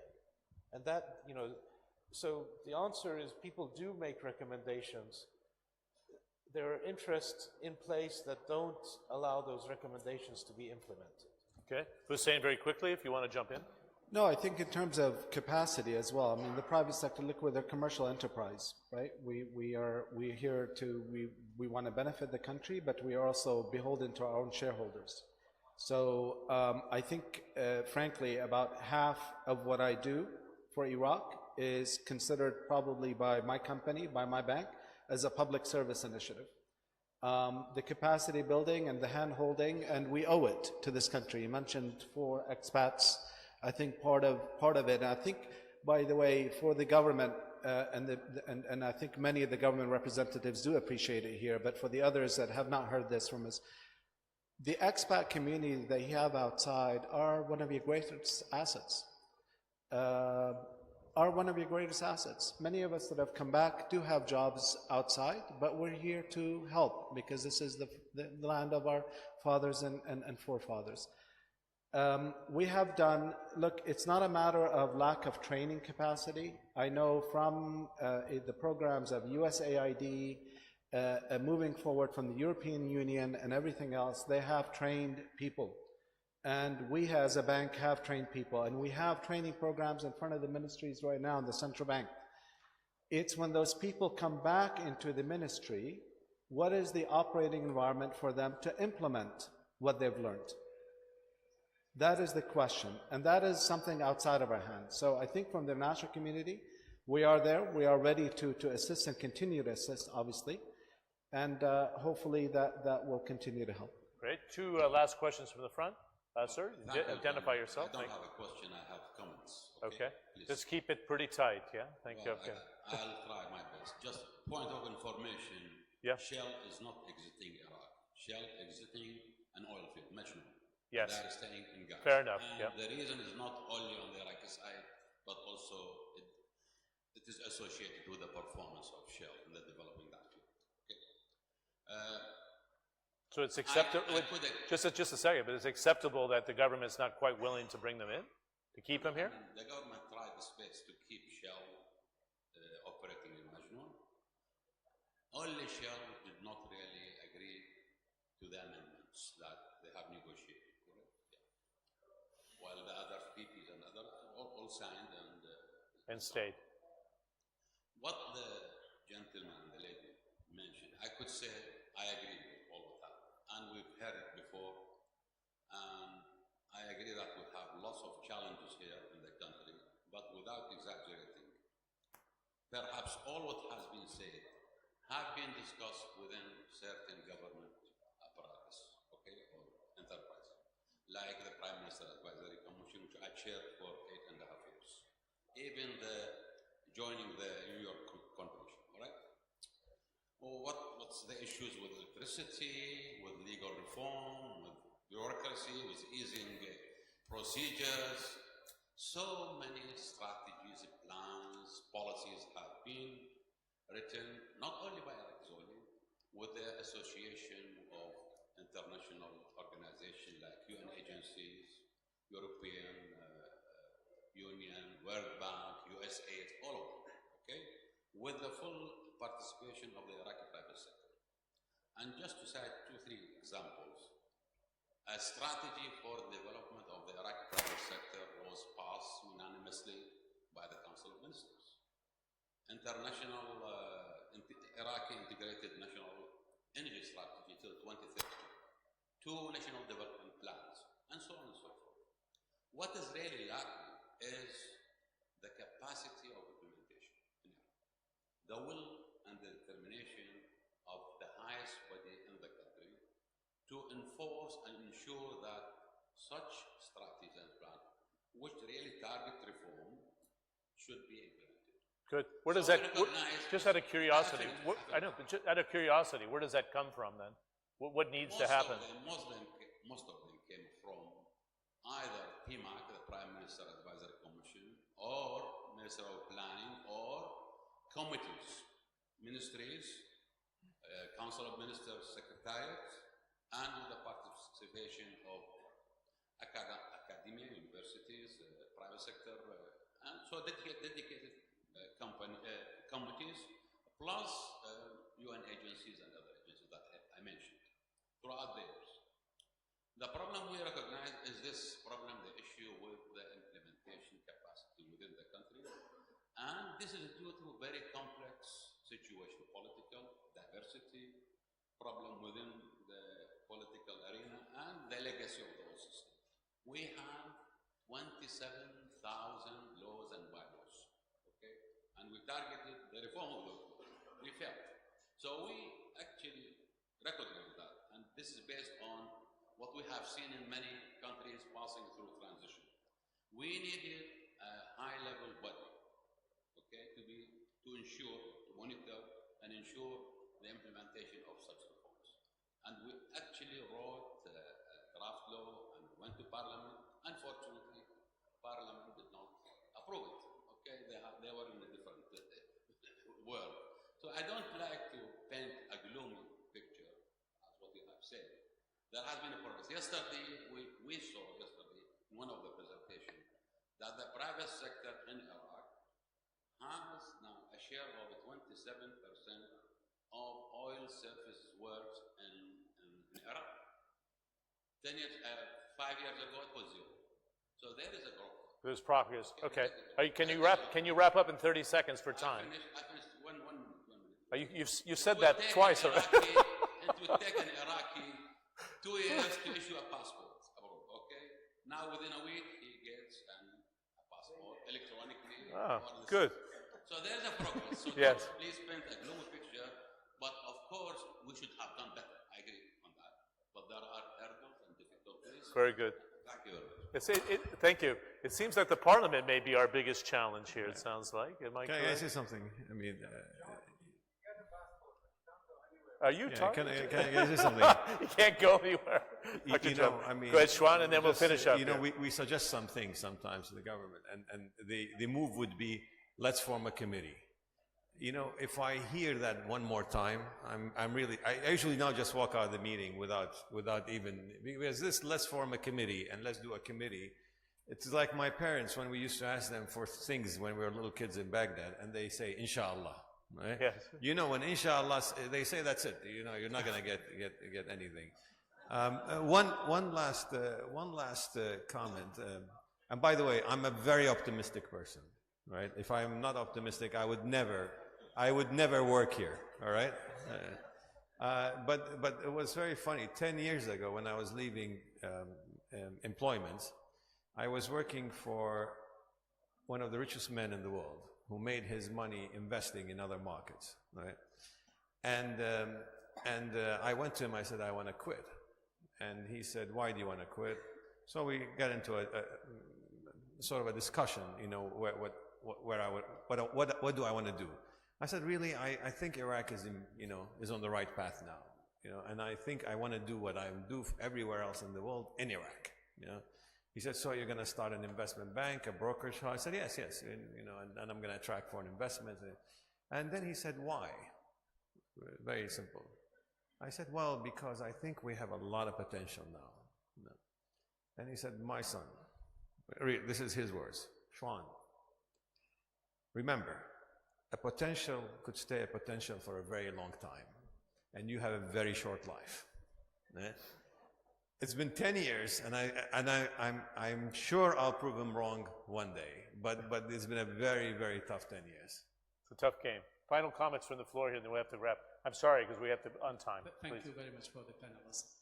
Actually, I start where Tamer ends.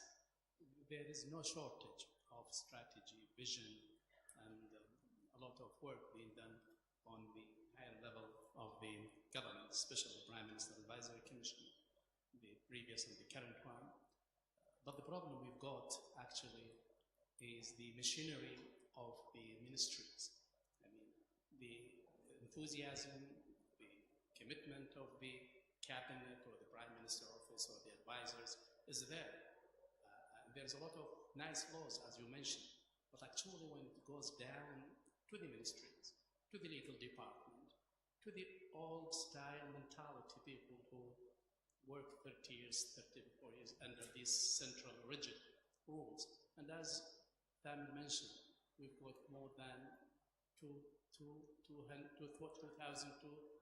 3,000 of legal laws, bylaws, and we did try hard to sort of reform these to make it attractive for the investment. There is some achievement there, but the problem is really with the ministries, the machineries, the legal department, but the willingness and the Again, that's why you need an economic revolution, not little by little reform. These things need to be dismantled, blown up. Okay. Sean, there is a proverb, or there is a quotation in English. They call it democracy, and all its connotation is in evolution, not revolution. So it needs time, need patience, but I think we are on the track. I mean, looking to the German and Japan experience after the Second World War, each country needs 11, 12 years in order to sort of steady on the plateau. Without Daesh, without all these political polarity. So what we really need from expat and yourself is to be patient and try to help the government and the senior government to push this reform, or as you say, revolution. So the willingness is there, but we need a time for all the ministries, the missionaries to start work better. Thank you. Thank you.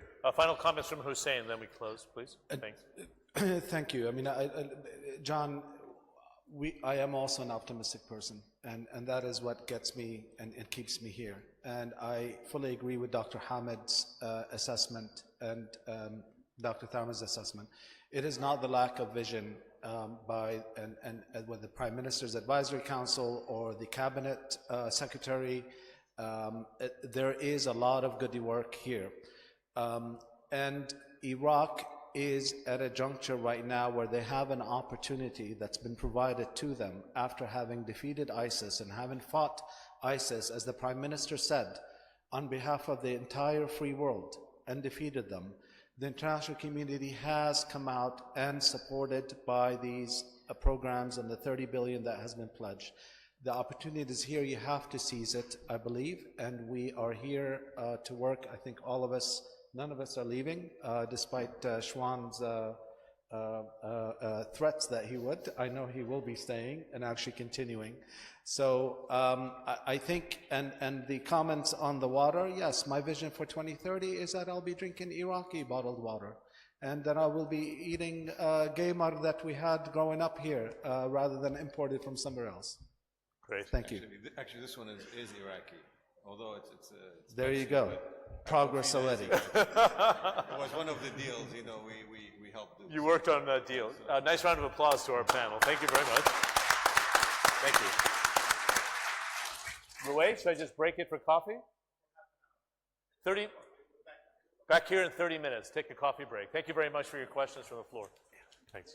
Nice to meet you. Yeah, thank you very much.